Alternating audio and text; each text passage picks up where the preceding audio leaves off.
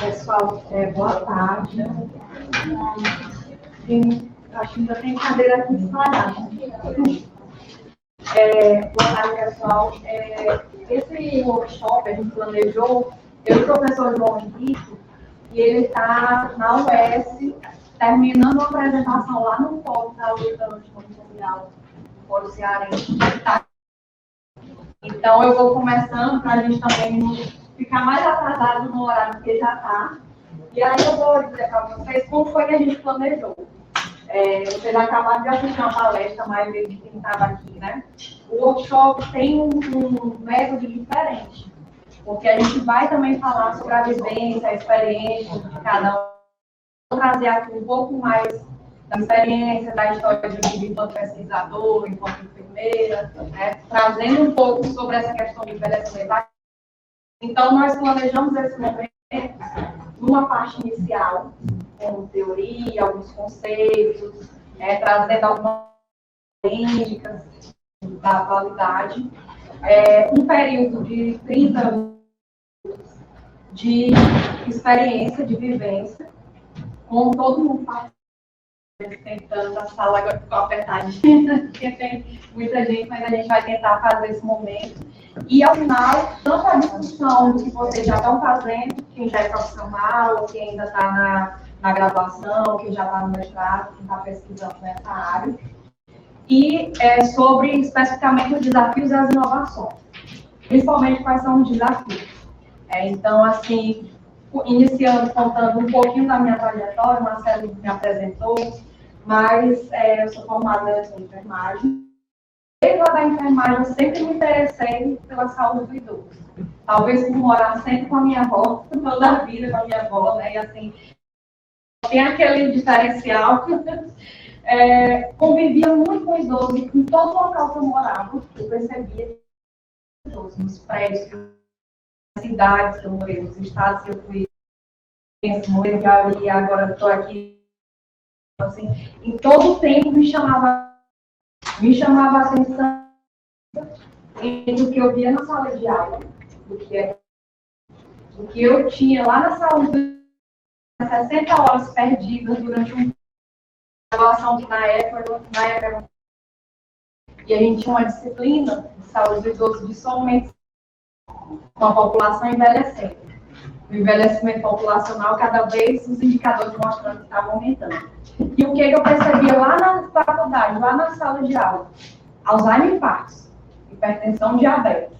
Parece que o idoso se resumia a isso.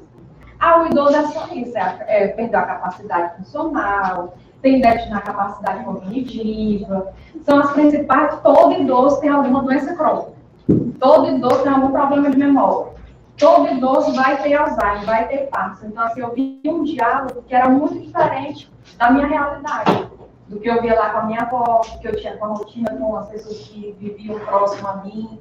Né? Então, assim, eu ficava me perguntando, será que a saúde só estuda isso?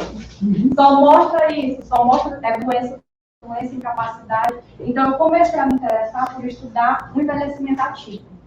O envelhecimento ativo da forma que a gente vê o idoso com 70, seus 80 anos, dirigindo, morando sozinho, com própria autonomia, porque tem autonomia para isso. Tem ainda uma boa capacidade funcional preservada. Então, eu ficava me perguntando. E aí, terminei o curso, vai terminar estudando idosos com gastroenterite, idosos com Alzheimer, com Parkinson, que era o que a gente via.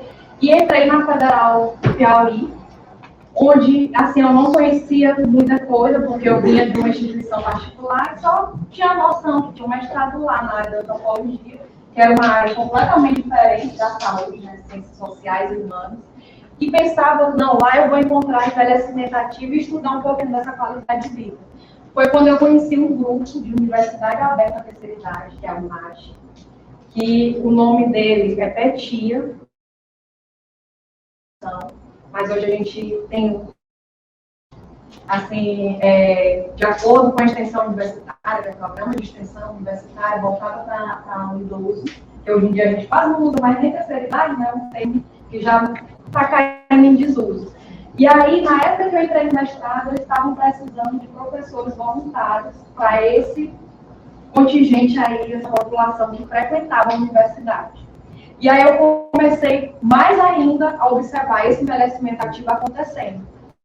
Eu conheci idosos que não tinham uma doença crônica, idosos que tinham uma saúde bem melhor que a minha, idosos que aguentavam 1h30 de dança de salão e eu não aguentava nem 30 minutos, idosos que era extremamente ativo, que cuidava da vida e da vida dos filhos, da família, como todos matriarcas, patriarcas. E aí comecei a perceber que esse envelhecimento ativo, de fato, ele acontecia, ele era bem mais comum do que eu via lá na saúde, só na caixinha da saúde. E aí comecei a estudar o idoso dentro das UNAG, Universidade da Terceira Idade, fazendo 3 reportes, que era o próprio envelhecimento, o que ele mudou depois que eles entraram na universidade e começaram a ter um leque de oficinas, tanto na área da saúde do idoso, que era que eu ministrava, como nas áreas de pensar mesmo, direito da pessoa idosa, estatuto do idoso, oficinas manuais de bordado, pintura. O que mudou na vida deles? Então, o próprio envelhecimento, o corpo, na velhice de uma sociedade que é extremamente estética, que a gente vê livraria fechando e abrindo clínica estética no shopping, uma sociedade que preza esse corpo sempre bonito, sempre botoxado, sempre jovens e sempre sem as marcas do envelhecimento, que são as rugas, os cabelos brancos, né? O processo todo aí de envelhecer com as marcas sem isso. E a família, como a família ela também influencia nesse processo de envelhecimento ativo. Como eu tenho hoje um processo totalmente heterogêneo, eu não tenho um perfil de idoso hoje no Brasil. Eu tenho vários idosos, eu não posso comparar, por exemplo, o Silvio Santos com o idoso que está lá no lado das Torres, né? Lá de Maria, em alguma instituição daqui ou do estado ou da cidade de vocês, que é uma instituição de longa permanência. Não tem como eu comparar. São envelhecimentos totalmente diferentes, perpassados por vários desses fatores que a gente vai falar também ao longo do nosso workshop, e que a gente fica se perguntando o que a gente pode fazer diferente, o que a gente pode estudar de diferente, o que a gente pode trazer de diferente para isso. Então, durante a pesquisa lá do mestrado, eu consegui começar a acompanhar isso, e aí veio depois de um tempo um doutorado, e agora eu tentei ampliar para as turistas públicas de envelhecimento, que é o que eu estou tentando terminar minha tese daqui para dezembro sobre isso. O que a gente tem de muita coisa no papel e pouca coisa acessível para todo mundo.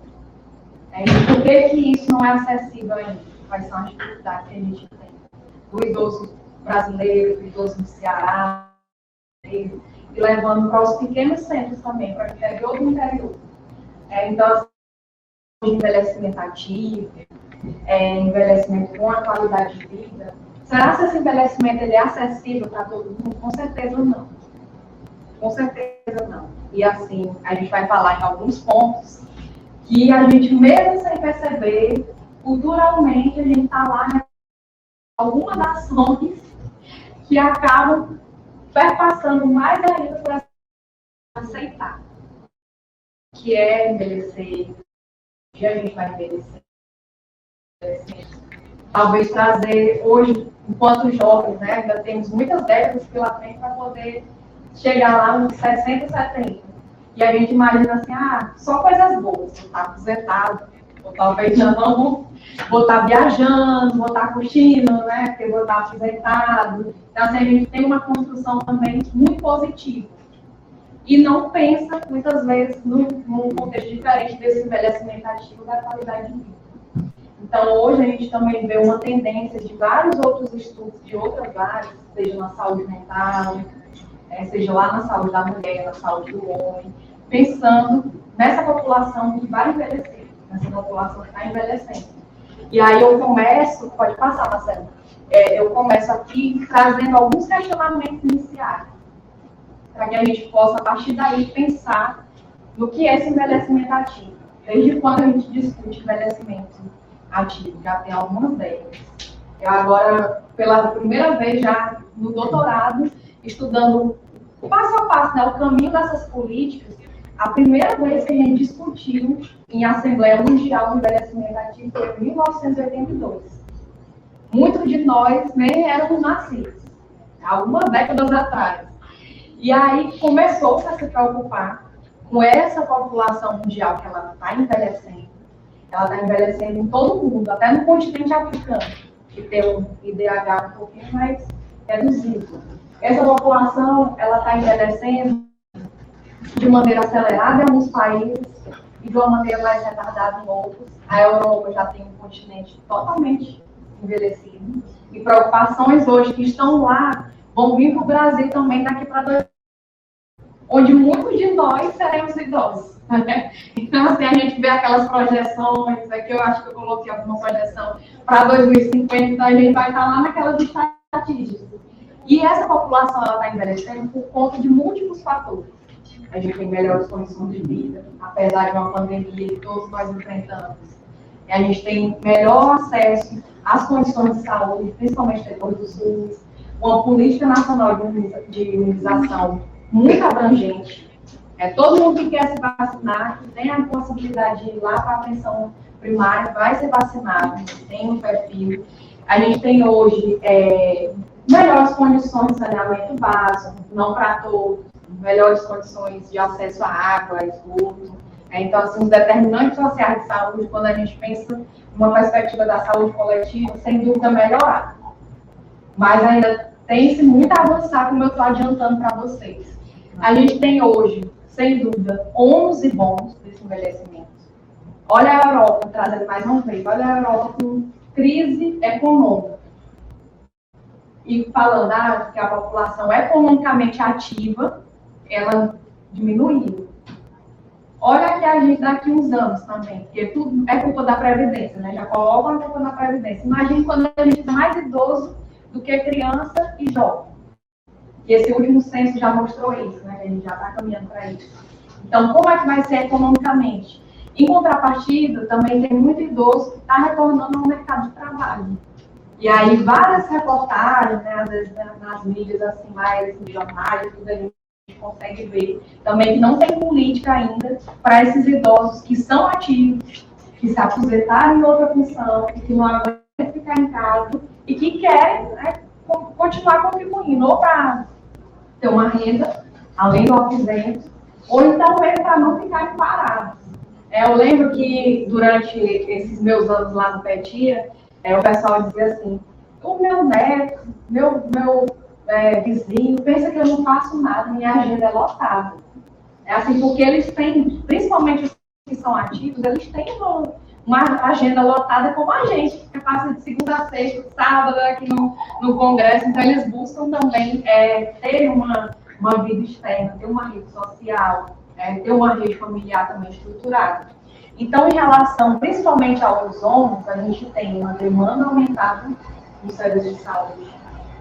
E aí a gente lembra de muitas coisas que aconteceram também nos últimos anos, que eu coloquei no slide mais lá na frente, mas principalmente a associação entre Covid e envelhecimento. Deixa os velhos tudo dentro de casa, o pessoal tem que sair para trabalhar. Quantas vezes no início da pandemia a gente escutou discursos nesse sentido, que só quem morria de Covid era o velho. Covid só era no idoso. Então, assim, são ônus que a gente tem visto, principalmente em relação à saúde, à educação. A sociedade não está se preparando para acolher essas pessoas que estão envelhecendo. Algumas iniciativas, assim, uma escola ou outra, a gente já vê o pessoal trazendo, vamos levar as crianças lá do ensino fundamental para fazer uma visita numa instituição, de uma permanência. Lá uma vez ou outra a gente observa, mas isso é muito mais cultural do que a gente imagina. E esse envelhecimento ativo, como eu já falei para vocês, né, desde a década de 80 sendo discutido, a gente tem um manualzinho da OMS de 2005, onde ele fala dessa otimização, saiu aqui, Marcelo, dessa otimização desse processo de envelhecer e que não começa aos 60 anos, ele começa bem antes. Vai começar bem antes. E a gente, nessa rotina aí da nossa vida, eu estava assistindo uma palestra lá no teatro, que o professor estava falando, a nossa vida que é só de casa para o trabalho, da faculdade para casa, da faculdade para o trabalho. E aí a gente parece que não está vivendo. Está só assim, vamos subindo para um lado e para o outro. Então, esse modo de viver também influencia esse arado de envelhecimento ativo. São algumas questões que a gente tem que pensar e que, por isso que eu sempre falo de outros países que já vivenciam isso. Que é também a barba do outro lá arder, a gente não está botando isso de molho. A gente não está seguindo o que os outros deixaram de fazer ou aprendendo com os erros dos outros para trazer isso em política, em resposta de política. E, pelo menos na tese, eu já estou encontrando que tem muita política, mas que não tem implementação. E a dificuldade dessa implementação também. Uma coisa que a gente pode ir avaliando. Pode passar, Marcelo, por favor. Aí eu trouxe para vocês uma frase da Simone de Beauvoir, que ela, além do Segundo Sexo, que é o livro assim, mais conhecido dela, ela tem um livro que é chamado A Velhice. É um livro antigo, é um livro aqui que data antes dessa discussão do envelhecimento a nível mundial. Mas ela traz uma frase de reflexão, porque no decorrer de todo o livro, é um livro que a gente não encontra mais nem no sebo, mas lá num site ou outro a gente consegue baixar alguma versão assim. Boa tarde. Boa tarde. Gente, desculpa o atraso, sou o professor João Henrique Cordeiro. Certo? Eu estava lá no fórum da luta testemunhal lá na UES. Acabou demorando um pouquinho mais.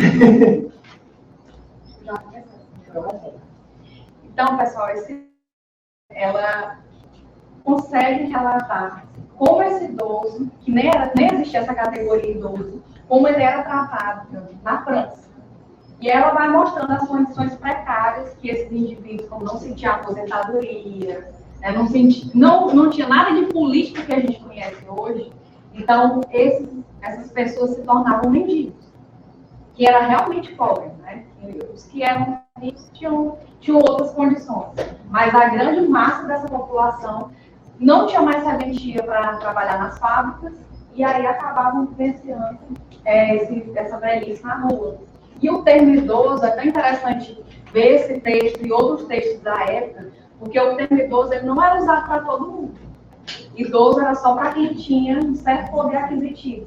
E aí ela traz um dos trechos, e tem textos extremamente importantes, ela coloca aqui que a velhice denuncia o fracasso de toda a nossa civilização.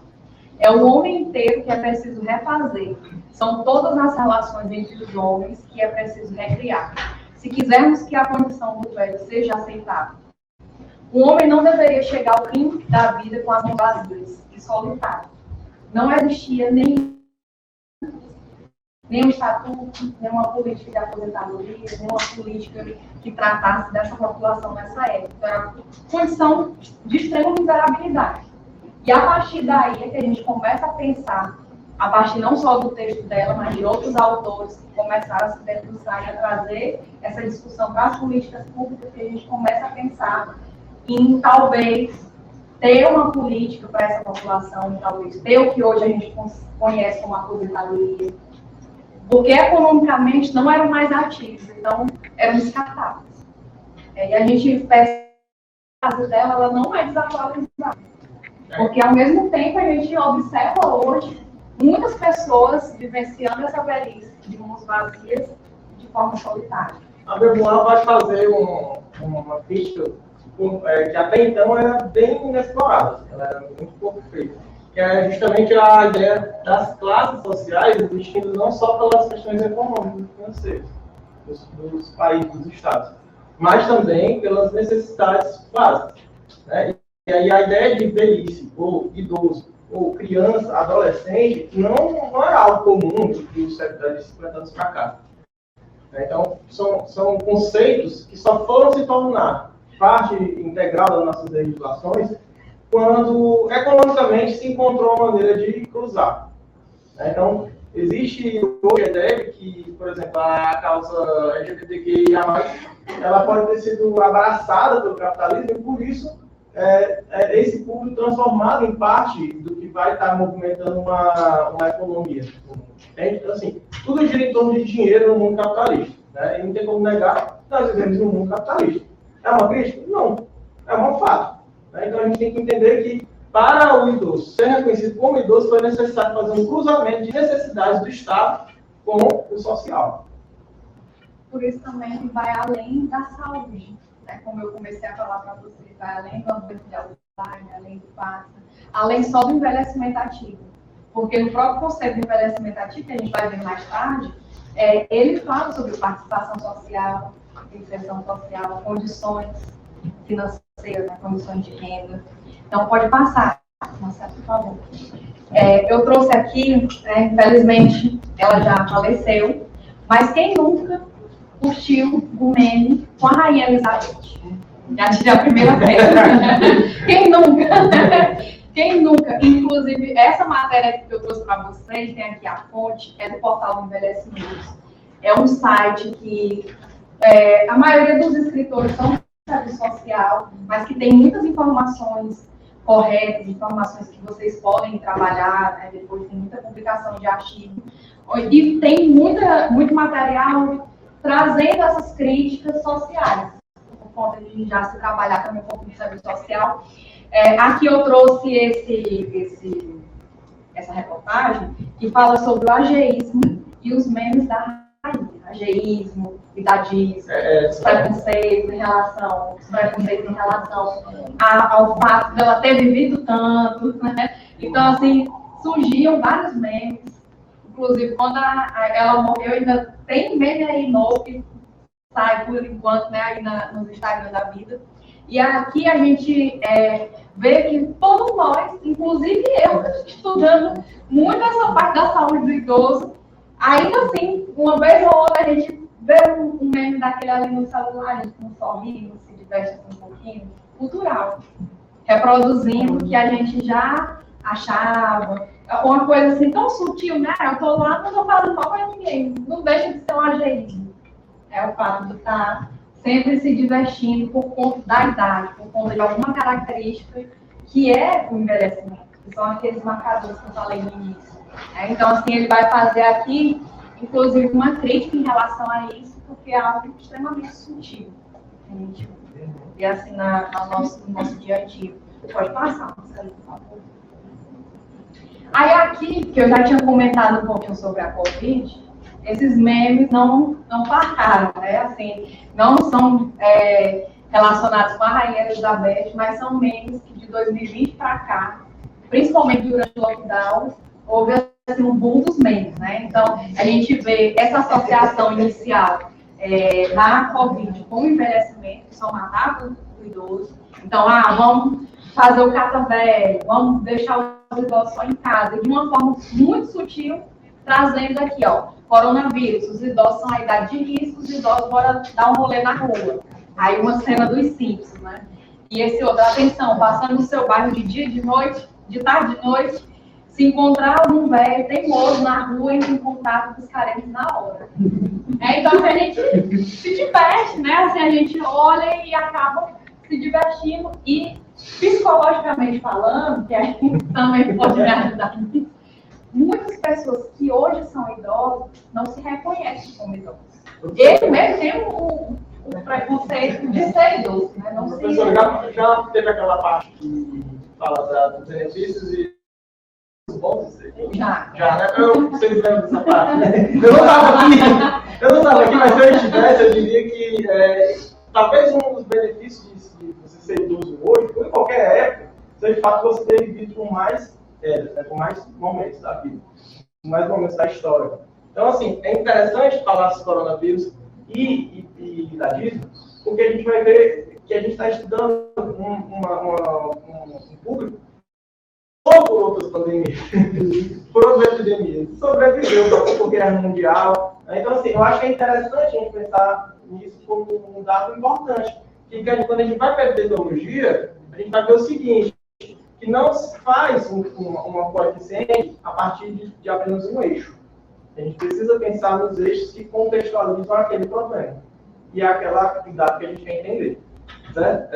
Então, é importante que a gente pense o seguinte, quando estava na pandemia, eu fui um dos que, velho ignorante, olhando para a televisão, o cara dizendo, essa roupa tá besteira, gripezinha, eu vou sair na rua. Eu ficava, meu Deus do céu, mas não falava abertamente isso, eu falava isso na minha casa. Mas, enfim, é algo comum a gente enfrentar coisas como essa, mas a gente precisa ter em mente que é uma mente que foi formada em outros tempos da história, diferente do que a gente vive hoje. Hoje a gente vive já começando a formar a nossa cabeça, digamos assim, o pessoal que é da saúde, já tem uma noção também mais aprofundada do que é uma epidemia, uma pandemia, e aí já tem uma ideia mais formalizada. Antes nem se tinha, né? Mais do que acontece. Epidemiologia no Brasil, se a gente for ver pelo nome, pelo conceito, só nasceu a partir da década de 70. Né? Assim, então, antes disso, era pouco a pouco, era uma mistura, vai dar um jeito e tal. Enfim, então acho que é muito importante que a gente tenha essa noção antes de julgar qualquer idoso. Né? Assim, pode estar errado quando for, mas ele não vai estar tão errado na cabeça dele quanto está na nossa. Né? E isso pode acontecer com qualquer um de nós, sobre outros assuntos. Quem é Corinthians, quem é Botafogo, Palmeiras, né? Enfim, vai discordar totalmente de um do outro, mas ele está certo na cabeça dele, porque a contextualização dele é outra. Tá? E as próprias relações Tem uma intergeracionais. história aqui, né? O Café Consulado, né? Já, não sei se você conhece. Aham. E tem um monte de foto, né? Aham. Dela. Eu achei legal. Ela telefone Também, outros esportes. Aham. Ficou muito bonito o local. Mas o mais engraçado, ou trágico disso, é que todas as fotos que tem lá são de pessoas que, quando eles colocaram a foto, não tinha morrido e depois morreu. Jô Soares, a Rainha do Salve Kennedy. Ou seja, todas as fotos vocês não parar lá. É o Café Consulado aqui. Eu vou chamar as historinhas. E, inclusive, ele homenageia ela, né? Mas foi antes dela morrer, aí depois ela tinha. Depois ela apareceu. É lá que bate mais tempo. Uma foto para mandar para lá. Aí, isso, assim, só para além da internet, né, em outras mídias, a gente também observava, isso aqui é de um jornal, a gente observava o título da matéria, inclusive, só reproduzindo, né, vovôs e vovós rebeldes. Idosos dão trabalho para as famílias para ficar em casa durante a quarentena. Então, assim, era algo que foi muito divulgado.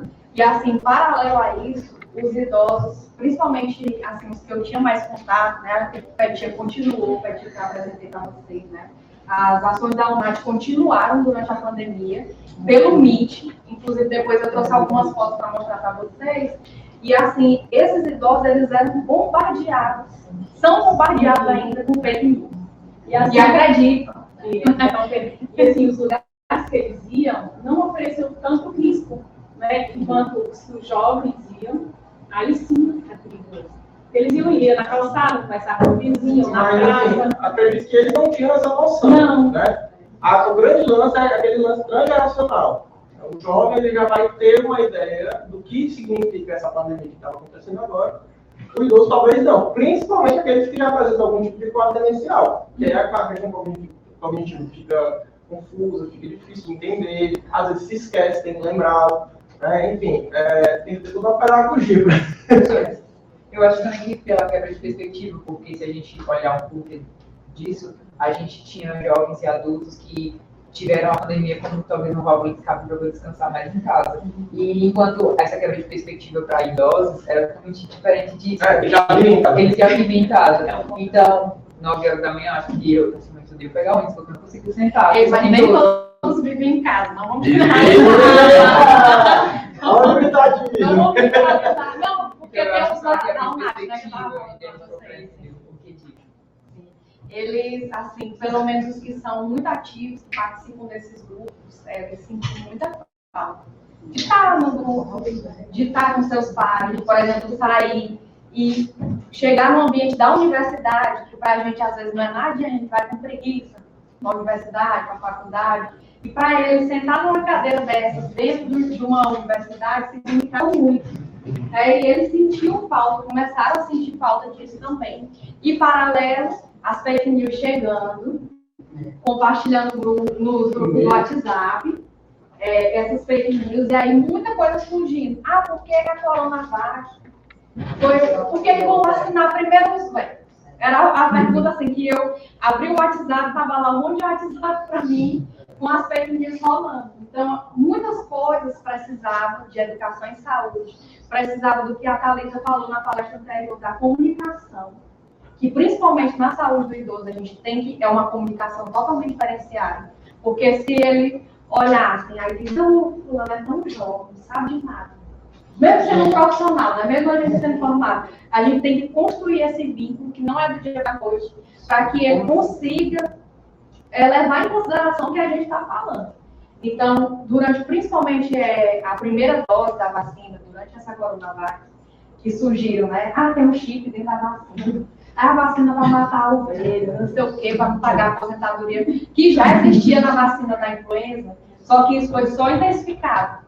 Aí muitos colocaram no grupo do WhatsApp, a gente no início teve que fazer, partir para as redes sociais, da UNAT, para tentar divulgar o uso correto das máscaras.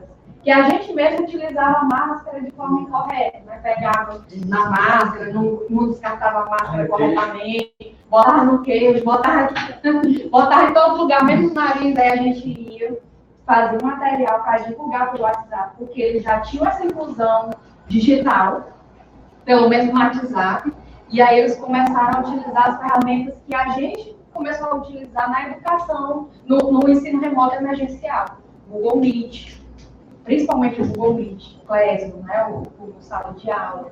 E a gente começou a fazer essa disseminação para eles também, porque eles começaram, assim como a gente, a ter crise de ansiedade, crise de depressão. Tem idosos, ainda hoje, pessoal, dos idosos que estão subindo lá na saúde dos idosos, que eles não conseguem sair de casa. Que eles ainda saem de casa todo paramentado, como se estivesse lá em 2020. E tem medo, falam, se eu não tenho medo de sair de casa. Não consigo, nunca mais conseguia ir a um restaurante, nunca mais consegui fazer uma viagem. Então, assim, fica ainda muitos resquícios para alguns deles não conseguirem ter uma vida normal ainda hoje. Fazem a terapia ainda, tentam voltar a ter uma vida normal. É importante compreender, né? Todo mundo aqui é da saúde, né? É importante compreender que existe uma política de trato asilar para o idoso. Assim como para você que tem transtorno mental, ou para criança também, né? Joga na creche, joga na escola. Então, assim, tudo que dá trabalho se coloca aglomerado dentro de um espaço. Né? E aí, assim, se livra do problema.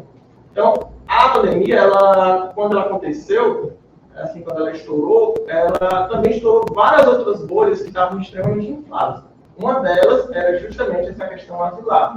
O idoso está sempre em casa, que a gente já automaticamente já associou. Mas a professora Cidiana lembrou que não é bem assim. Porque muitos sofreram porque não podia ir para o forrozinho, muitos sofreram porque não podia ir familiar ou jogar dominó. Né? Enfim, na praça, botar comida para os pombos. Então, a gente precisa compreender, e até na nossa prática do dia a dia, nos serviços, na clínica, seja onde for, na universidade, que esse contexto de asilar, de colocar as pessoas, de higienizar a sociedade com as pessoas que dão trabalho, com as pessoas que precisam de mais cuidado e tudo mais, ele existe. E a gente tem que combater ele. João, eu tenho uma pessoa idosa em casa e é muito difícil. Falar é muito fácil, mas realmente é muito difícil também. Minha avó, antes dela falecer, ela tinha Alzheimer e era difícil. Era bem difícil. Principalmente porque às vezes ela acordava sem saber que aquela era a casa dela, ficava desesperada, queria sair. A gente já encontrou, eu e minha tia já encontramos uma senhora na rua perdida, porque ela não lembrava mais onde era a casa dela. Então, assim, para ser difícil mesmo. Né? Ninguém falou que ia ser fácil. Claro que seria mais fácil se o posto de saúde ou então o centro de assistência social tivesse preparado para lidar de uma maneira mais empática com isso. Tivesse realmente atendimento em casa, ou então tivesse algum tipo de centro de convivência, onde fosse possível fazer uma reintegração à rua, à sociedade com mais facilidade. Enfim, então, entendo que isso é um fenômeno muito casual.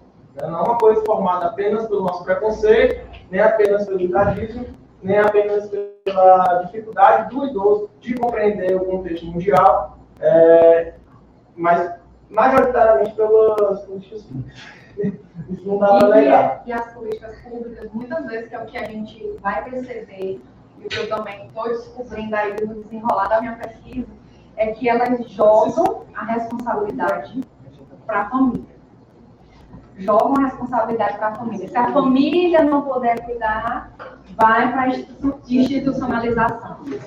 Então, assim, muitas vezes essa família não tem o suporte necessário. Ela não entende o que é aquele tipo de adoecimento. Porque aqui a gente está falando também, não só do envelhecimento ativo, mas dos idosos que têm também algum tipo de adoecimento. E tem algum tipo de adoecimento. E aí, é necessário ter essa rede familiar. Mas as políticas, elas acabam, assim, deixando a primeira família e depois as políticas, depois do Estado. E a gente vê que eles realmente ficam à mercê, né? Ficam, assim, jogados. Tem algumas situações de algumas doenças que mesmo para aquela população, para aquela família, que é extremamente esclarecida, que tem um filho que é médico, que tem a esposa que tem não sei quantas graduações e tudo, entender o que é a sintomatologia do Alzheimer é bem difícil, né? Que foi citado aqui, demência. E aí tem um desses idosos que participam do grupo, que já tem eu estou no grupo há uns 10 anos, ele já está há uns 7, e ele tem um Alzheimer, mas não é assim, ele não está progredindo rapidamente, então ele continua participando do grupo. Todo dia que ele chega na minha aula, toda terça-feira, ele abre, que eu ainda estou dando aula remota, né? Tem a lá em Teresina e eu estou aqui. Aí ele abre a câmera e diz assim, professora Cidiana, cadê seu irmão? Ele já está em Caxias? É assim, é o primeiro bom dia que ele dá. Toda terça-feira ele faz a mesma pergunta.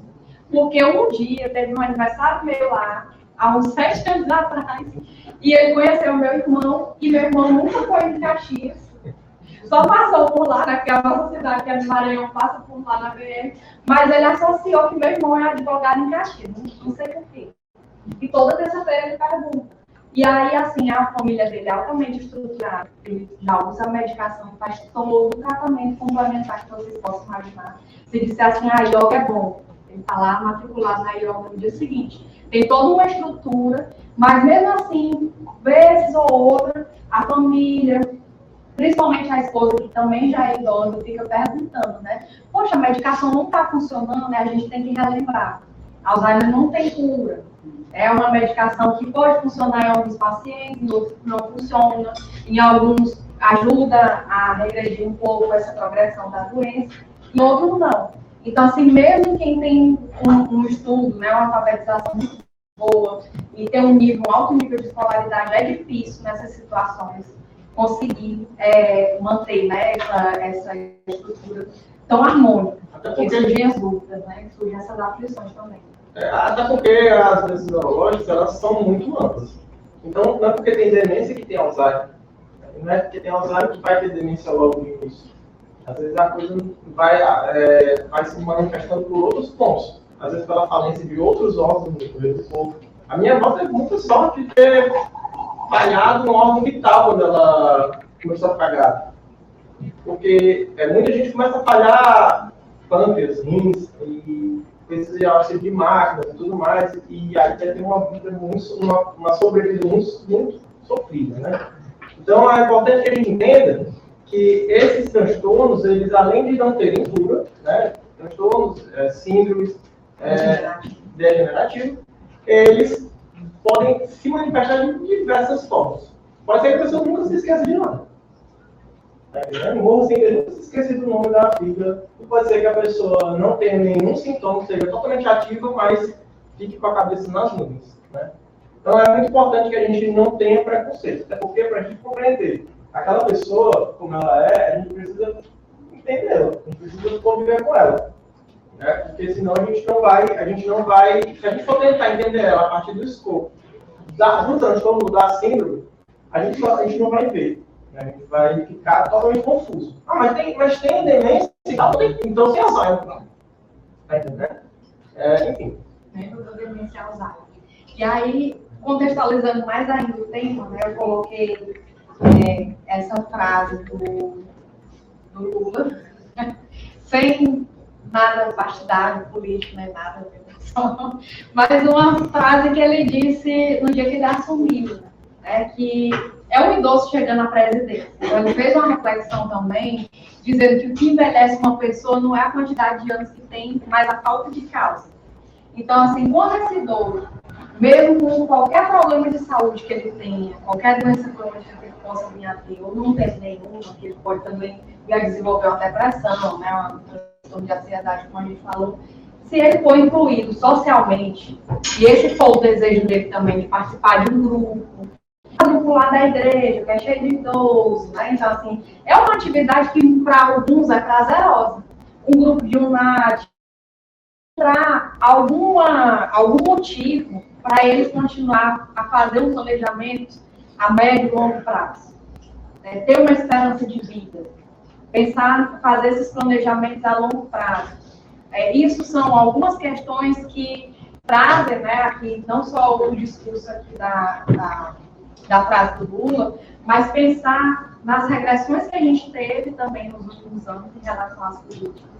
A instituição do Conselho Nacional do Idoso, que agora no começo do mês foi totalmente reintegrado, né? Então, assim, já se vem discutindo políticas mais avançadas, mesmo com as dificuldades que a gente tem hoje de implementação, mas que muitas coisas melhoraram. O que o Conselho está discutindo hoje? Políticas específicas para as pessoas idosas com deficiência, que querem continuar inseridas na sociedade, que querem continuar trabalhando, que querem viajar sozinhas, que querem dirigir sozinhas, que querem ter sua autonomia preservada, apesar de alguma deficiência física, ou algum outro tipo de deficiência. Então, são algumas discussões que a gente vem fazendo hoje, né, o Conselho todo reintegrado. Tem muita gente do Ceará, muito profissional do Ceará nesse Conselho mesmo. Então, assim, tem rede social que sempre está sendo atualizada do Conselho e que agora, semana passada, a gente teve uma portaria de um projeto, não sei se vai ser construído em política, mas por enquanto está no formato de projeto, no formato de portaria, de envelhecer nos territórios. Vocês viram semana passada saindo? Assim, trazer essa questão do envelhecimento que a gente está falando aqui para ser mais acessível ainda na APS. Para mim não tratar o idoso só no hiperdia. Para mim ter talvez um dia lá do idoso, para tratar ele, todos os outros problemas, que não é só hipertensão e diabetes, como eu falei para vocês no início. Então, assim, lutar pela dignidade no final da vida. Não é só porque é idoso que está próximo do final da vida. Qualquer um de nós, em algum acontecimento, alguma fatalidade, pode até ir antes. Isso não é uma grande bobagem, né? Repreendido, mas... Vocês têm orientadores lá na UES. E aí, pessoal, aí só aproveitando a fala do Luquinha aí, eu acho que é importante vocês, se vocês quiserem, claro, lerem um livro Indústria Científica do Victor Frankl, talvez alguém que já conheça, né? É muito bom, porque ele vai falar sobre justamente essa questão de você encontrar cientistas mesmo nas situações mais adversas. Para quem não conhece, Victor Frankl foi um psicólogo judeu que foi preso pelo Reich nazista, e ele passou muitos anos da vida dele dentro de um campo de concentração. Lá ele escreveu esse livro, falando sobre a forma como ele, que antes era um homem respeitado da sociedade, tinha grana e tal, geralmente judeus, e aí não é judaísmo, né? Realmente a galera tinha muita grana, mesmo, por isso que os alemães ficaram muito putos com eles, queriam pegar, enfim, de volta. E ele escreveu esse livro falando sobre a forma como as pessoas mudam a sua concepção de sentido dentro até da situação mais adversa. Só que tem um problema muito grande. Ele já é outro livro chamado Manicômios, Conventos e Prisões do Golpe, que vai falar sobre a manicomialização, vai falar sobre essa ideia asilar de higienização das pessoas que são problemas sociais, né? E vai falar também sobre a coisificação dos seios. Que quando a pessoa ela retira a roupa dela, retira o penteado, retira o cabelo, fica careca, bota a roupa cinza e joga num quarto igual a todos os outros quartos. Então, assim, você vai estar e chama por um número de codificação. Então, assim, ele vai dizer justamente isso, que a codificação do ser é algo que tira da pessoa essa capacidade que o Victor Frankl estava falando de atualizar esse sentido na vida. Eu acho que é muito importante a gente pegar essa discussão psicológica aqui para para a ideia dos idosos de pensar que nós precisamos dar condição para que os idosos e as pessoas com transtorno mental ou com alguma deficiência física, como foi citado, ou os dois, tenham capacidade de encontrar sentido na vida. E é para isso que nós chamamos as nossas políticas públicas. Certo? E aí, falando também de algumas mudanças bem sutis, a gente viu os memes, mas trazendo algumas coisas inovadoras também, a gente tem desde 2015 a discussão desse símbolo de reservado para idosos. Em alguns municípios, a gente já vê esse novo símbolo de 60 mais, 80 mais. Inclusive, já existe uma lei da prioridade, dentro da prioridade, né, que são aquelas pessoas que são octogenárias já, a quarta idade. A gente fala de terceira idade, mas já a quarta idade, e a gente vê a adaptação desse símbolo. Porque, pensando nesse envelhecimento ativo, na qualidade de vida, que é o tema do workshop, não faz sentido eu trazer o idoso representado por aquela imagem. Quantos idosos hoje vocês conhecem, a gente pode contabilizar, e que hoje usam bengala, ou que usam andador? A minha mãe tem 60 anos e corre na academia. A melhor Pode passar, por favor, tá certo. Então, essa parte aqui da transição, a gente viu a transição demográfica, né, citando para vocês, pode dar só mais um exemplo. A transição demográfica, a diminuição de crianças e jovens e a população jovem e adulto, e o aumento da população idosa. E aqui, mais especificado, essa interação entre a transição epidemiológica e a transição demográfica. Então, a gente vê uma diminuição da taxa de mortalidade e de natalidade, que a cada censo que passa, é até assim mais assustador, os casais casam, não tem mais filho, ou tem um cachorro, ou tem no máximo estourando um filho, em comparação à década de 70, 80, né, que eram 8,6 filhos por casal. É uma diminuição enorme, uma diminuição que a gente compara lá com a Europa, né, que estava falando. E a taxa de mortalidade cada vez diminuindo. Hoje, eu vi os dados do último censo, a gente tem hoje, já lá naquela piramidezinha que era inexistente, um tracinho da população centenária. E a gente nem pensava. Já entrou nas contas, né? Já entrou nas contas, porque a gente nem pensava, acho que nem era contabilizado nos últimos censos. E agora a gente tem mesmo assim, bem pouquinho, e a octogenária aumentando. Então, a gente vê todos esses fatores de uma forma, por mais que tenha acontecido a pandemia, por mais que tenha muitos idosos morrido, mas também morreram muito jovens, atingiu a população como um todo, mas atingiu a população, principalmente que já tinha alguma comorbidade, a gente vê que mesmo com a pandemia isso não se abalou, porque o censo mostra que a população brasileira ela continua aumentando de idosos. Então, continua acontecendo envelhecimento populacional. Continua a quantidade de crianças, principalmente a de 0 a 5 anos, diminuindo. Então, aquela pirâmide vai se tornar outro gráfico, né? A gente já vê esse outro formato, não é mais de pirâmide, porque a população está bem diminuída aqui na base e aumentando lá no ápice da pirâmide. E todos provocados por essas mudanças aqui, e a gente fala em avanço tecnológico, que já tinha citado, melhoria nutricional das condições sanitárias, a gente viu que teve retrocesso por conta da pandemia. Escancarada aí muitas desigualdades sociais, mas que mesmo assim, isso aqui continua acontecendo. A transição epidemiológica ela só foi alterada porque muitas doenças infecciosas elas começaram a estar também, e aí não é só Covid, a gente vê doenças respiratórias, infecciosas do tráfego respiratório, matando também hoje, mas que não se mata só o idoso. Criminalidade também. Criminalidade, né? A questão de a gente saindo aí no meio do Setembro Amarelo também falando sobre saúde mental, né? E aí a gente vê também que não se fala sobre saúde mental do idoso, da pessoa idosa, que é outro ponto também importante, que no decorrer da minha apresentação inicial eu não mencionei, mas durante o mestrado paralelo ao envelhecimento ativo, eu estudei comportamento suicida de idosos, que era outra coisa que para mim não existia. Para mim, eu não conseguia, assim, conceber a ideia de que idoso cometia suicídio. Idoso tinha depressão na minha cabeça, né? Mas não cometia suicídio. Inclusive, Então, a gente... E assim, sem julgamentos, mas esses dias eu me pegava pensando, com a diminuição da natalidade, o que vai ser daqui a uns anos? Vai ser uma sociedade, né, idosa. Não vai ter. E aí? Aí a gente vê a Europa.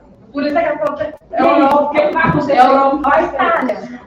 A Itália, que foi tanto falado na época da Covid, que matou não sei quantos por cento da população, que essa história de associar Covid e idoso surgiu lá da pandemia na Itália, né? Na Covid na Itália. Aí me lembro Porque a dos anos população 2000, né? idosa. O mundo iria acabar.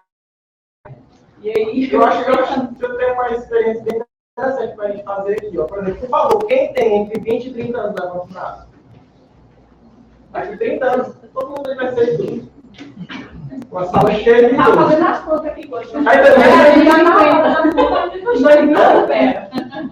mas tá entendendo assim, é absurdo, cara. Ó, a maioria das pessoas da sala levantou não. Aqueles que não levantaram talvez tenham mais. Porque dificilmente alguém vai ter menos uma sala de conversa. Né? Então, assim, eu acho que é muito importante a gente pensar nisso, assim. Que se a gente fizesse o mesmo exercício lá na cantina, talvez seja muito parecido o resultado. Se a gente fizesse o mesmo exercício no shopping, talvez seja muito parecido o resultado. Então, eu acho que é muito importante a gente começar a ver isso como uma realidade já. Não é alguma coisa que como é que vai ser. Já está sendo. Né? Já está sendo. Cada vez mais a gente está vendo menos pessoas da nossa idade. Aliás, menos pessoas mais novas que a gente, né? E mais pessoas mais velhas. Isso é um fato. E na Europa, como a professora já falou aqui, já está muito mais avançado isso. Já tem países praticamente pagando para brasileiros ou pessoas de países do terceiro mundo irem para lá e fazer mão de obra braçal e tal, porque não tem mais obra. Eu li agora há pouco tempo, falando em relação a pessoas com a inteligência que eles estão quando preparam aqui e vão para fora. Não fica aqui. Né? A questão que eles estão investindo para os jovens aqui, eles se qualificam, tal, aí vai encontrar um emprego fora. Eles estão absorvendo muito Não voltam mais. e não voltam mais. O pessoal de vida de muita gente já indo para os Estados Unidos, para a Europa. Portugal é uma realidade. Muito fácil. E no Brasil, né? E aí, só também seguindo, né? Eu já mencionei alguns dados, mas para 2050 a gente vai ter 2 bilhões de idosos. É muito idoso. A gente vai precisar de muito cuidador de idosos.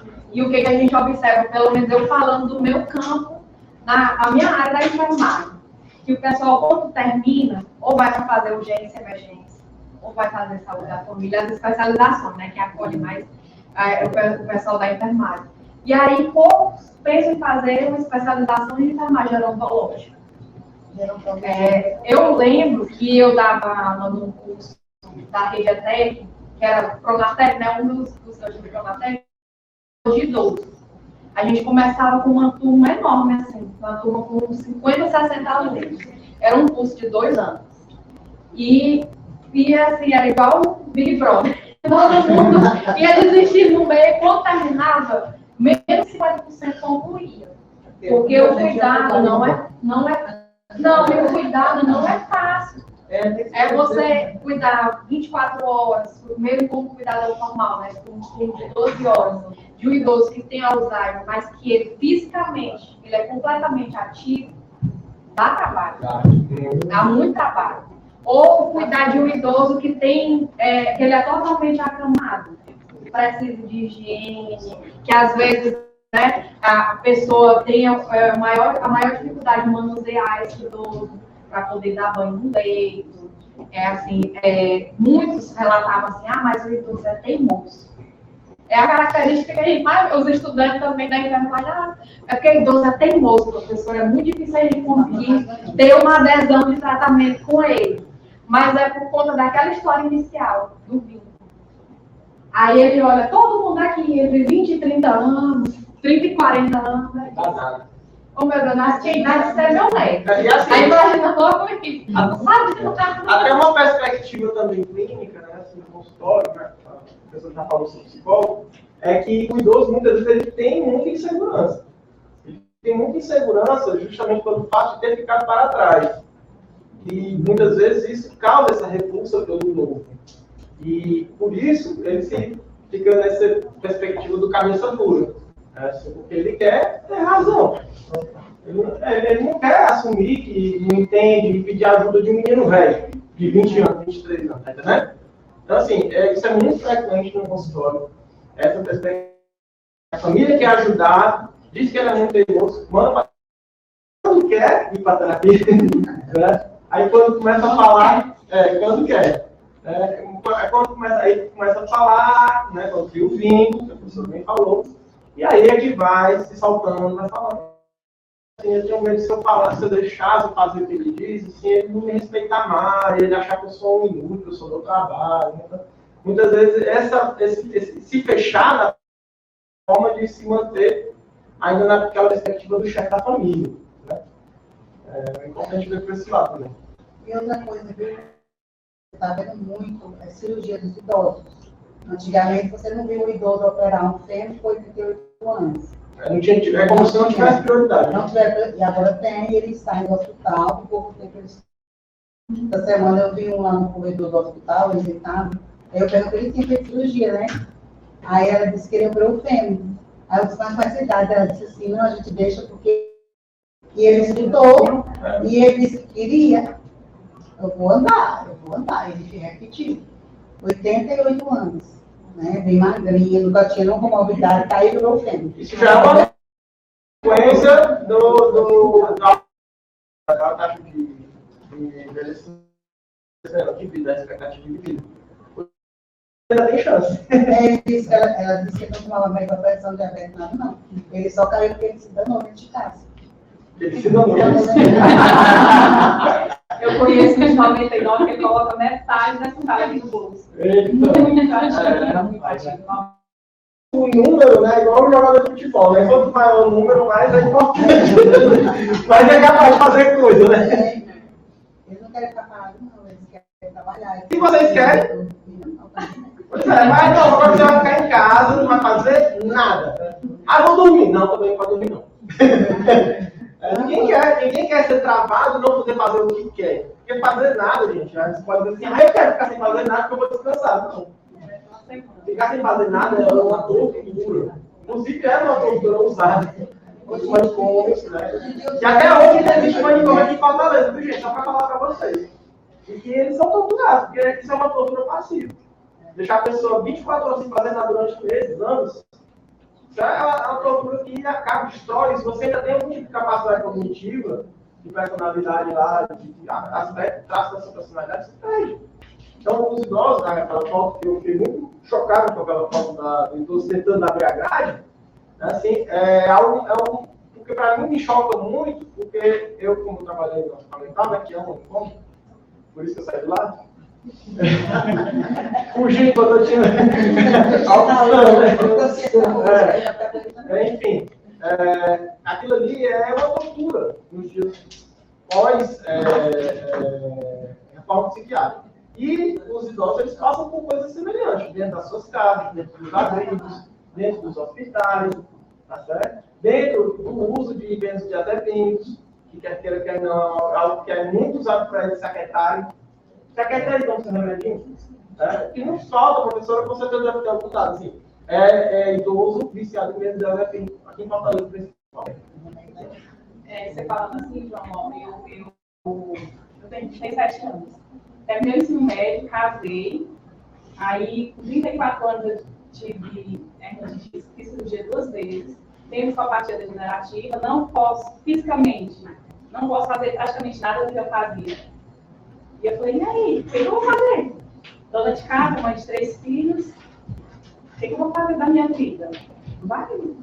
Aí voltei a estudar, estou no quarto de psicologia. Olha aí, é uma profissão que tu pode ficar sentado. Foi muito esperto. Então, assim, ficar sem fazer nada é complicado demais. de saúde que você tem, vai embora. E aí o pessoal tá olhando aqui o tempo também. Eu já trouxe esses dados, aí pode passar aí para mim, Marcelo, por favor. Aqui é o conceito da OMS que eu já tinha citado, né? Ele fala de otimização, ele fala das oportunidades não só de saúde, então quando a gente pensa em envelhecimento de saúde, não é só saúde, participação, segurança, que são pontos assim que é um dado de 2005, não é uma política de 2005, Manual do Envelhecimento Ativo da OMS, e que até hoje a gente tem ainda, né, algumas lacunas, ou muitas lacunas sobre isso, e que o envelhecimento é a transformação de envelhecer em uma experiência positiva. E aí muitos de vocês devem lembrar que ele tem melhor idade. E surgiu também a partir da centro de convivência da melhor idade, que a gente não usa mais esse termo também, né? Porque aqui, né? Porque não, eu já vi. Eu vi um artigo internacional ainda. No interior, eu já vi ainda vários centros, tem vários centros de convivência, da melhor idade, tudo. Mas é um termo que está em desuso. Porque melhor idade para quê? Tem política, mas não é acessível para muitos, né? Tem uma série de problemas entre as capacidades funcionais, como a gente falou. Pode passar, Marcelo. Agora, eu queria que a gente fizesse também essa reflexão, para a gente partir aqui para a vivência. Algumas coisas a gente já até mencionou, né? Assim, acho que alguns já devem ter pensado em 2050. Mas, para vocês, o que é envelhecer? E aí, vocês podem só ficar com essa reflexão, cada um, né? Mas pensar naquele planejamento positivo, pensar que coisas positivas também podem não vir a acontecer, né? Que a gente, às vezes, observa e tem esse conceito do idoso como aquela pessoa ranzinha, com doença, teimosa, aquilo ali, aquele conceito inicial que eu falei para vocês da saúde do idoso, né? Alzheimer, Parkinson e outras coisas, mas que a gente pensa nessa noção também puramente externa a gente, né? E aí, pode passar, Marcelo, tem várias características que são determinantes sociais de saúde, que estão incluídas nesse processo de envelhecimento enquanto um processo multifatorial, como eu já falei para vocês, não existe um perfil de idoso, é uma população que ela é totalmente heterogênea e que é perpassada por esses inúmeros fatores, né? Alguns que a gente já comentou, outros que a gente vai passar para essa parte aqui da vivência, da experiência de vocês, sobre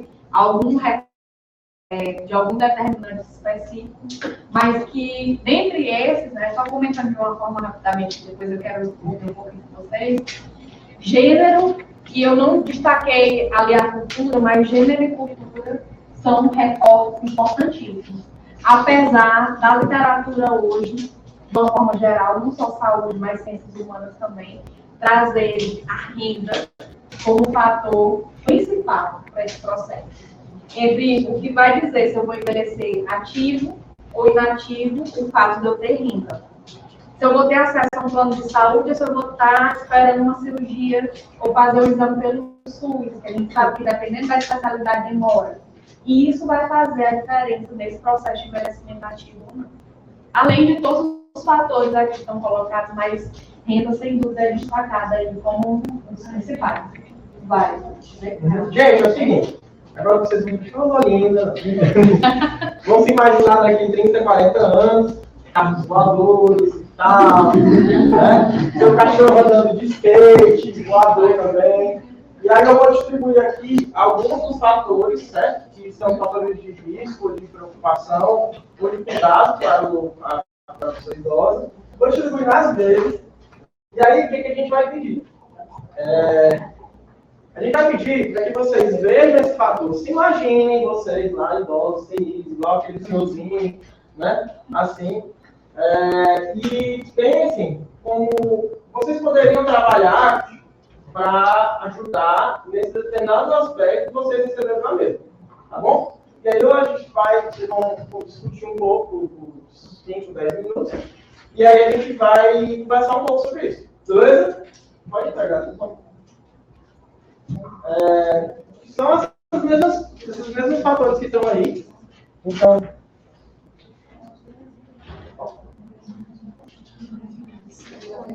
10 minutos, né? 10 minutos, tá bom? 10 minutinhos. Já falta 10 minutos, tá bom? Não, 10 minutos. Vai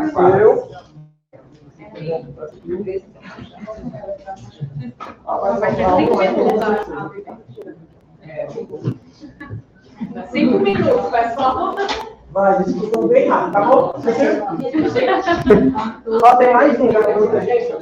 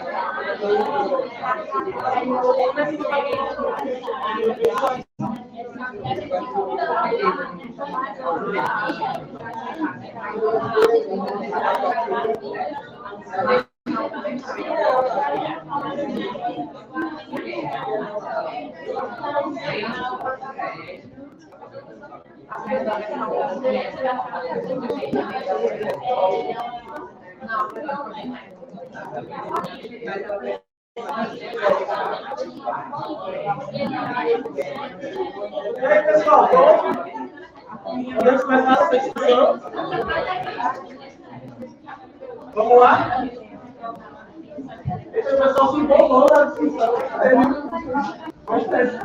Gente, ó, por conta do tempo, falou vai atrasar, né?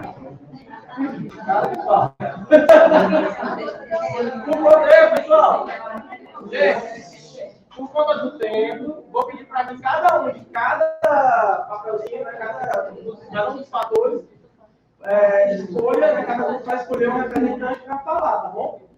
Então vamos aí agora, ligeiro bala, como diria a Maria. Vamos lá? Pois eu vou começar. Não vai ser por ordem aqui que eu estou, vai ser aleatório. Ali. Como os fatores biológicos, quando me remete a isso, eu penso em promoção de saúde, né, para melhorar mesmo a qualidade de vida dessas pessoas, levando informações, mudando o ambiente que elas vivem, Gente, Vamos quando... lá, a touquinha do Motover, né? Os violinos. Tem Mas assim, gente, ó, quando a gente fala de fatores biológicos, a gente vai falar, a gente está falando de que tipo de doença? Fatores biológicos, então falando de que tipo de doença? Crônicas, né? Doenças que são passadas hereditariamente. Qual é a melhor maneira? Qual é o nível do SUS que melhor atende a prevenção de doenças crônicas? Atenção básica, a gente escuta prevenção, a gente já sabe, né? A ideia, de fato, com questões biológicas, é ter uma boa maneira de prevenir e ficar precocemente, tá certo? Biológico pode ser infeccioso? Pode, mas não necessariamente tem a ver com idade. Então, a gente vai falar de questões crônicas, doenças que começam a se desenvolver no decorrer da vida, né?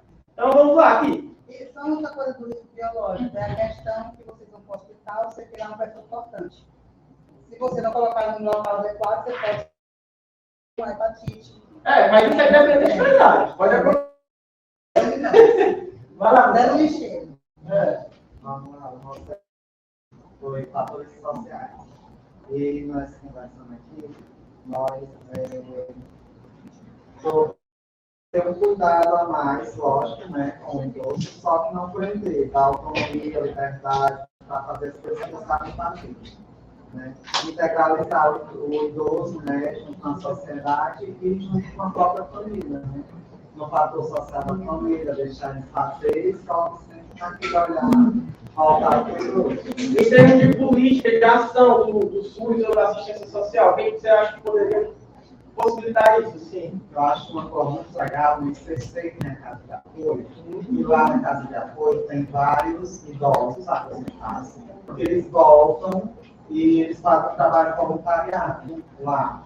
Então, acho que o governo deveria, né, fazer mais assim, apoios para os idosos, principalmente aqueles mais ativos, para eles voltarem a fazer integralizar esses processos mais simples, recepção, acolhimento da pessoa, principalmente na área da saúde, porque o idoso tem aquele jeito, tem aquele olhar com aquelas necessidades que são daquela faixa etária, né? A gente não pode generalizar, eu sempre vai compreender os idosos, né? Alguns têm asco de idosos, até estudar, né? Mas vocês estão certíssimos, né? A ideia principal para integrar uma pessoa socialmente o que é? Dando a ela uma função na sociedade. Então, assim, é uma excelente estratégia. Vamos lá, pessoal. Eita. Vai, quem vem aqui? A gente está conversando aqui, aí a gente colocou assim, a gente escolher melhor os nossos políticos para que eles realizem as políticas públicas, né? Realizar, não estar só em papel. Aí, os fatores ambientais. Aí, ele realizando essas políticas públicas, ele pode melhorar a acessibilidade em questão de locais que a gente vai andar amanhã, que não possa escorregar, cair. E aqui tem locais que a gente possa se encontrar com outros colegas e praticar um exercício físico, praticar, assim, até a conversa também melhora a higiene mental, né? E acaba que a gente evita até o tal do alemão Alzheimer, né? Chegar para os alemão e que não chegue para a gente, que a gente possa viver, a partir desses ambientes, ter uma saúde melhorada. Bom, então vamos lá. Eu acho até que a questão da segurança também é. Sim, a acessibilidade. Aí eu já falei, você não falei. É segurança pública. Sim, você. Com certeza. A gente tem que pensar o seguinte: o idoso, aquela pessoa é mais frágil. Vamos assaltá-lo. Né? Vamos roubar toda a atenção. Né? Assim, então, assim, isso realmente acontece. Assim, né? Então, a gente ri assim, porque é meio cômico, mas é verdade. Isso acontece principalmente melhor que acontece muito. Né? Sequestro de idosos para poder roubar o acudente dia 31, né? dia 1º e tal. Né? Então, assim, para a questão de fatores ambientais, nós temos ações que integrem o ambiente da cidade, o ambiente urbano, ao uso né, da pessoa com uma idade mais elevada, algum tipo de problema de locomoção e tudo mais, e também para preencher o seu tempo. Eu acho a coisa mais linda do mundo quando eu vou andando de carro de manhã e vejo a galera tudo malhando lá naquela maquininha das pracinhas, não tem peso nenhum. Eu fico pensando, eu não quero ir para academia, que eu pago. Essa galera que tá malhando lá sem peso, sem nada, de manhã, 6 horas da manhã. Então, enfim, eu acho muito importante que esse ambiente passe esse ambiente com bastante abertura o idoso poder se descobrir também e também desenvolver, evitar doenças crônicas como doença do coração e tudo mais. O Alzheimer também ele pode ser, diminuir a chance dele aumentar, né, assim, a degeneração com a atividade física. E aí, aqui? Bom, aqui é espiritualidade, né? Acredito assim, que como as pessoas também concordam que a gente tem uma imagem do idoso como uma figura bem apegada à espiritualidade, né? Por exemplo, se a gente for levar essa questão da espiritualidade para por exemplo, do hospital, a questão de tratamento de um idoso, a gente sabe que eles têm muito esse apego espiritual, então a gente tem aquela valorização, respeitar a religião dele, ter aquela questão da ausculta também, né, do idoso. Por exemplo, tem muito idoso que é apegado por exemplo, no cristianismo, vai ali seu tercinho, vai para o hospital, vai no seu terço, vai para o santinho, tudo. Se a gente for levar para a questão domiciliar, por exemplo, a autonomia do idoso em a igreja, todo domingo você, por exemplo, todo mundo aqui, né, tem seus pais, seus avós, sempre tem ali seu avô que vai domingo pela manhã, vai fazer missa, ou domingo à noite, né? É uma forma de modificar a espiritualidade dele, né, nesse caso. E como é que tu acha que, por exemplo, na saúde poderia ser feito algo para abraçar essa espiritualidade do idoso? Tem alguma ideia? Se tiver alguma ideia, estão aí conversando. Se não tiver, também não tem problema, a gente está desenvolvendo. Respeitar, né? A gente pode pensar, né, que assim, não é porque a pessoa é idosa que a gente pensa que ela vai ser realmente mais apego à espiritualidade. Embora seja muito comum no Brasil, né, as pessoas idosas serem católicos, evangélicos e tudo mais. E isso é muito comum, né? Mas eu acho que a questão do respeito ela envolve tudo. Geralmente, suas críticas, seus costumes, aí cabe a gente respeitar essa parte e acolher eles, né? Inclusive, isso aí é com qualquer pessoa, né? Mas assim, a questão do ser idoso pode levar a gente a achar que todo idoso gosta de religião, ou é apegado com a religião. Quando pode, a pessoa pode ser até, né? Então, acho que isso também tem que ser respeitado, né? Assim, acho que é muito importante do meu. Pessoal, não tem a questão da religião em si, na saúde a gente tem que ser com todo mundo, né? Vai, gente! Já foi? Vai. Não, a gente discutiu sobre gênero, né? Que é uma coisa que deve ser discutida. As faixas etárias, mas tem algumas similaridades interessantes na velhice, né? A gente começou sobre a Só um pouquinho, tá falando já. Tá faltando mesmo. A gente começou sobre a questão fisiológica, né? De que são processos diferentes do homem para a mulher. A mulher tem a questão da menopausa, né? Ela já inicia ali bem antes dos 60, né? Pode iniciar bem antes. Pode durar bastante tempo. Pode durar bastante tempo, pode iniciar, vai igual fazer tratamento, é muito relativo.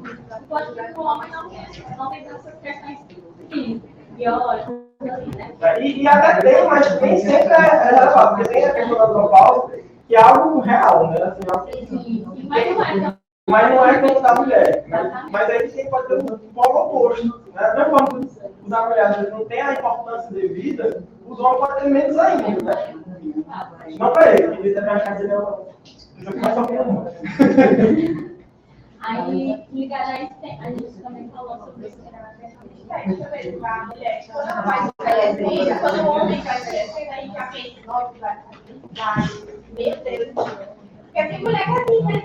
Nossa, ele já ficando já com velho, verdade, bonito. E a mulher não, nossa, ela tá agora ela tá já idade. E ela já tá descuidada. E aí ela tá ficando descuidada. E essa parte estética dela, ela pode ter rugas, porque senão ela vai ficar cada vez mais cuidada. Em termos de ação social, o que vocês acham que poderia ser feito para que isso fosse compreendido como uma maneira normal de viver? Né? Você ficar grisalho, você está envelhecendo. Você mulher sendo idoso. É mais crítica, questão de saúde mental para as pessoas começarem a entender a isso como um processo normal de todo mundo, né? Então, a gente precisa ter esses debates assim, para entender como essas características de envelhecer é super normal e não deixa de ser algo bonito. Envelhecer é algo bonito, não é algo que você deve levar em conta como algo ruim. Teve uma campanha, não lembro de que marca, sei lá, eu pensei que eu vi nos outdoors, né? Assim, que era sobre o corpo da pessoa idosa. Né? Então, era idosos, sem luz, ou caladões e tal, isso eu acho que é muito importante. Você normalizar aquela visão do corpo da pessoa idosa, do corpo envelhecido, das células envelhecidas, que é só isso que é, a única diferença é essa. Assim, e a diferença da beleza, ela vai vir a partir da nossa concepção social de beleza. É algo mais cultural do que... Mas tem uma questão de gênero muito importante que eu acho que seria bom a gente citar, que é a questão do exame de próstata, por exemplo, quando o homem vai envelhecendo. A saúde do homem era muito mais negligenciada em relação à mulher, por exemplo, se a gente for ver em relação à entrada do homem no sistema de saúde, ele não vai buscar atenção básica ali para investigar, para prevenir. Ele já vai para o elemento especializado, que é quando o negócio já está ruim, entendeu? Enquanto a mulher não, muitas vezes ela procura, exatamente, ela procura antecipadamente, ela vai ali para se informar, para espalhar uma atividade ali de prevenção, tudo mais, enquanto que o homem isso é totalmente negligenciado, que é também um tabu, a questão do exame da próstata, né? Que ali, a partir de tal faixa etária, é indicado que seja feito, e só que não tem uma grande adesão por parte dos homens, né? E aí você pega e pensa o seguinte, não, esse negócio de dedo lá é coisa de pessoas que não são homens suficientes e tudo mais. Então, assim, aí já entra em outro recorte de preconceito, né, que a gente precisa trabalhar, mas também precisa trabalhar com o público do homem idoso. Né? Isso é uma grande diferença, que é muito diferente você trabalhar homofobia com alguém na nossa cidade e trabalhar com uma pessoa que está na década de 50, de 40. É muito diferente, né? Então, valeu, show de bola. Vai lá, pessoal. Aqui a gente cuida das nossas pessoais e enquanto uma questão de atividade física, alimentação saudável, e você falou na questão de a gente ser o idoso daqui a 30 anos, e cabe a gente, de agora, já pensar nessa perspectiva de qual é o idoso que eu vou ser daqui a 30 anos. Será que eu estou me cuidando para quando chegar à minha idade, eu ter um envelhecimento melhor? Massa. Isso eu acho bem interessante, falar mesmo, determinantes pessoais. Pronto. A melhor maneira de cuidar do idoso é você cuidando dos jovens também. Né? Afinal, eles vão virar idosos mais saudáveis. Eu vou tentar ir para cá. Mas, gente... Tem um plano que eu estou perfeito. O meu professor de uma coisa sobre higiene familiar e eu pensei logo sobre a questão do abandono. Porque é um componente que a gente vê que alguns adultos não sabem lidar com seus pais e jogam eles em asilos por acharem melhor. Tudo que a gente tem que realmente é muito complicado de se lidar, mas eu vejo na causa da reciprocidade. Porque se um dia esse pai cuidou desse filho que era uma criança, esse filho pode cuidar desse pai que hoje é um idoso. Então, vou pensar nisso do abandono. Eu acho muito importante esse tema do abandono, porque é o seguinte, muito comumente no consultório chega alguém que está muito mal porque a mãe ou o pai é abusivo com a pessoa. Aí simplesmente a gente vai trabalhar a ideia de que sangue não é uma amarra, não é uma algema. Então a gente não é obrigado a amar ninguém só porque é mãe, só porque é pai. Agora cuidar tem. Por isso que os idosos têm muito eles. Então se você é filho da pessoa, você é obrigado a cuidar dela. Então não é uma questão, claro que você tem que ter empatia e tudo mais, mas vamos supor que a pessoa tenha sido um demônio na vida todinha. Assim, você detesta aquela pessoa, você não ama ela como pai ou mãe. A gente não pode apelar pelo, bichinho, mamãezinho querido que eu amo. Não, é mentira. Né? Então você tem que apelar para a lei mesmo. Certo? É uma obrigação, é igual a criança. Muitas vezes, eu já trabalhei no caso infantil, chegavam mães que não amavam seus filhos. Aí ia trabalhar a questão do julgamento social e tudo mais. Pô, isso acontece, isso não é um absurdo, porque existe uma lenda de que todo mundo ama a família, mas é mentira. Assim, a família é a família, é laço sanguíneo, não é laço paterno ou materno, ele nasce a partir da convivência. né? Não é pelo sangue, não passa pelo sangue. Senão, o pessoal que é filho de pessoas que adotaram e amam seus pais. Entende? Então, assim, é muito importante a gente lembrar disso. Então, quando a gente fala de família, não é somente a família de sangue. Todos nós somos família das pessoas que nós convivemos, né? Das pessoas que... E aquelas pessoas que há muito tempo podem nos ter como família. Até no trabalho pode acontecer isso, né? A gente tem essa responsabilidade. A criança que, infelizmente, faleceu na Oeste, né? Assim, a gente viu gente fazendo... Né? Quem não é daqui não vai saber dessa história, né? Mas uma criança faleceu recentemente lá, se perdeu e foi encontrada no Rio, na Lagoa. Né? Foi encontrado o corpo dela, né? Enfim, mas assim, muita gente foi fazer uma manifestação na UES, dizendo que a UES devia ter mais tamanho, não sei o que, eu falei, gente, pelo amor de Deus. A gente estuda lá, a gente sabe que essa criança foi vista por pelo menos as 15 pessoas. 15 pessoas viram uma criança andando sozinha, ninguém vai conversar com ela. Cadê seu pai? Cadê sua mãe? Você está sozinha? Assim, eu não sou muito fã de teorismo de unifatoriais, não. Eu acho que existem vários fatores para as desgraças. Né? Enfim, então, estou querendo dizer isso, né? Gente, nós somos sociedade. Então, enquanto sociedade, a gente tem que compreender a causa do idoso como uma causa de todo mundo. Porque daqui a pouco vai ser a gente. Pode ser a gente perdido na rua com Alzheimer. Né? Aqui. Nós ficamos como senescência. E a gente pensou muito nessa questão de envelhecimento, tá? Eu digo, daqui a 20 anos, como é que vai ser isso? Então, a gente fez um recorte. Há 20 anos atrás, né, a gente tinha um sistema de saúde que ainda estava de forma pequenina, né? A gente tinha o surgimento ainda superficial das políticas públicas, que era bem difundido. E a gente sabe que hoje a gente tem uma gama de pesquisas voltadas à saúde do idoso. Então, a nossa preocupação antes é como o sistema de saúde vai se utilizar de forma estrategicamente para atender as necessidades dessa população idosa.